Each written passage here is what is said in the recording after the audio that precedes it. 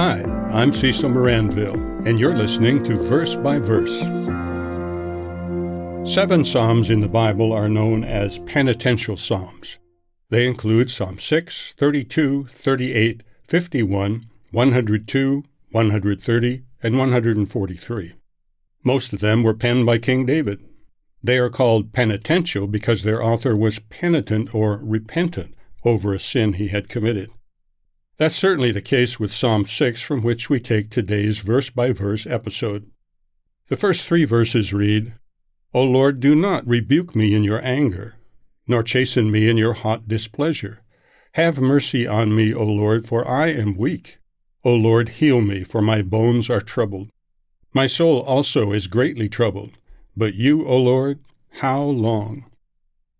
Sometimes David's psalms can be tied to events in his life that are recorded in biblical history.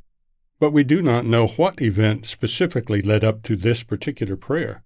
The implication is that he had indeed sinned in some way, that God was dealing with David because of that sin. What we do know is that David was in a bad way. The Hebrew word translated weak is the word you would use to describe the withering of leaves or crops that are dried out. Whatever was happening to David had left him feeling shriveled and frail, drained of strength, ready to crumble. Circumstances like these can be truly devastating. The expressions, my bones are troubled and my soul is deeply troubled, paint a similar picture. These words can indicate profound physical or mental pain and anguish. A comparable expression in modern English might be, this has left me shaken to the core. Some commentators suggest that David was experiencing depression. Others suggest that it was chronic physical pain.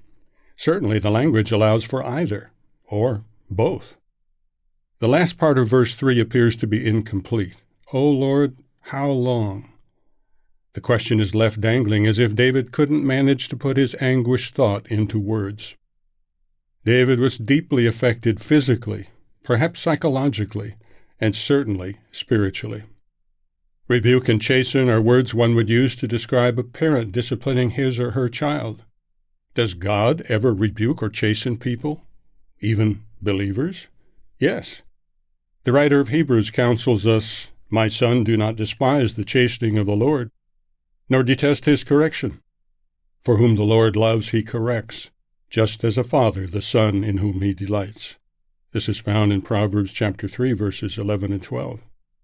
The author of Hebrews then applies these proverbs to every Christian's relationship with God. If you endure chastening, God deals with you as with sons. For what son is there whom a father does not chasten?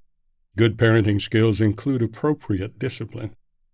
Continuing in Hebrews, For our human parents indeed for a few days chastened us as seemed best to them, but he, God, for our profit, that we may be partakers of his holiness. Now no chastening seems to be joyful for the present, but painful. Nevertheless, afterward it yields the peaceable fruit of righteousness to those who have been trained by it. You'll find this in Hebrews 12, verses 7 through 11. Notice that God's discipline is purposeful. It is spiritual training. It can help us turn from thoughts or actions that would hurt us or others. God's discipline helps us learn life lessons that we would not learn as effectively any other way. But his discipline is never unreasonable, never destructive, never more than we can handle. It is always for our good. Before we conclude, let's go back to the label penitential psalm. Anyone who is truly penitent or repentant will certainly sincerely regret doing wrong, but several Christian denominations teach something incorrect about this. They claim that the penitent or repentant person chooses to do penance, self-imposed acts to atone for or show his regret for his sin.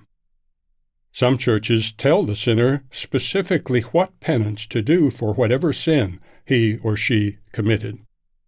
Their doctrine and their practice misrepresent and cloud the biblical doctrine of repentance.